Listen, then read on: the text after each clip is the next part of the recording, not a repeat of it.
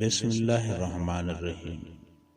شروع کرتا ہوں اللہ کے نام سے جو بڑا مہربان اور نہایت رحم والا ہے۔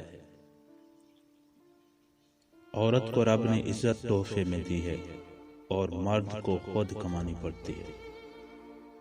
آج آپ بیٹیاں ہیں تو کل مائیں بھی بنے گی، پر جب بھی مائیں بنو تو اپنے بیٹوں کو مرد نہ بنانا بلکہ ایک محافظ بنانا، ایک بیٹی کا، ایک بہن کا، ایک بیوی یا ماں کا نہیں، محافظ بنانا ایک معاشرے کا جہاں سب عورتیں محفوظ ہوں اس کی درندگی سے۔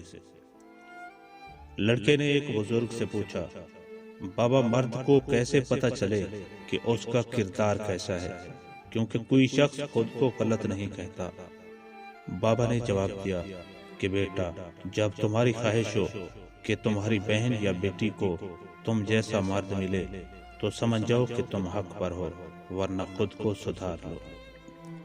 مرد ظالم ہوتا ہے، مرد حاکم ہوتا ہے، مرد خود کو عورت کا خدا سمجھتا ہے۔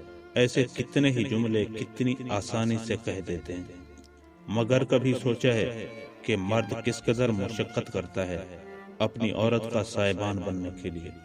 اسے معاشرے کی سرد و گرم سے بچا کے رکھتا ہے، اپنا آپ مارتا ہے، کماتا ہے اور اس پیسے سے اپنے گھر کی عورت کے لیے دنیا کی ہر آسائش خریدتا ہے۔ قدر کریں اس کی جس کی وجہ سے آپ ایک محفوظ چھت تلے بیٹھ کر ایک آسائش بھری زندگی گزار رہی ہیں۔